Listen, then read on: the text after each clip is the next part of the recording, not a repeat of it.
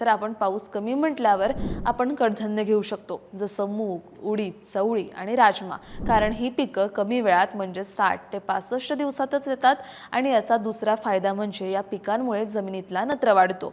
यामुळे आपल्याला पुढच्या हंगामातल्या पिकाला जास्त युरिया द्यायची गरज पडत नाही. आणि चवळीचा चारा पण आपण जनावराला देऊ शकतो बरं, रुपाली पुढे सांगत होती. कमी पाण्यात येणाऱ्या तशा तेलबिया पण आहेत. आपण तीळ, जवस आणि सूर्यफूल ही पिकं सुद्धा लावू शकतो. ही पिकं सुद्धा कमी पाण्यात चांगली येतात. त्यातल्या त्यात तीळ तर हलक्या जमिनीत चांगलं उत्पादन देतं. एवढंच काय, सध्याच्या ट्रेंडमध्ये असलेल्या चिया सीडलाही मागणी वाढली आहे. ते तर कमी पाण्यातही येतं. आता हे जर रब्बीमधलं पीक असलं तरी काही शेतकरी खरीपातही याची लागवड करतात. आणि तुम्हाला माहिती आहे, कमी पाण्यात आपण ओवा, बडीशोप आणि काळे जिरे ही पिकंही लावू शकतो. आपल्याकडे ना खरं तर याची लागवड फार करत नाहीत, पण कोरडवाहू म्हणजे आपल्यासारख्या शेतीसाठी ही पिकं चांगली असतात.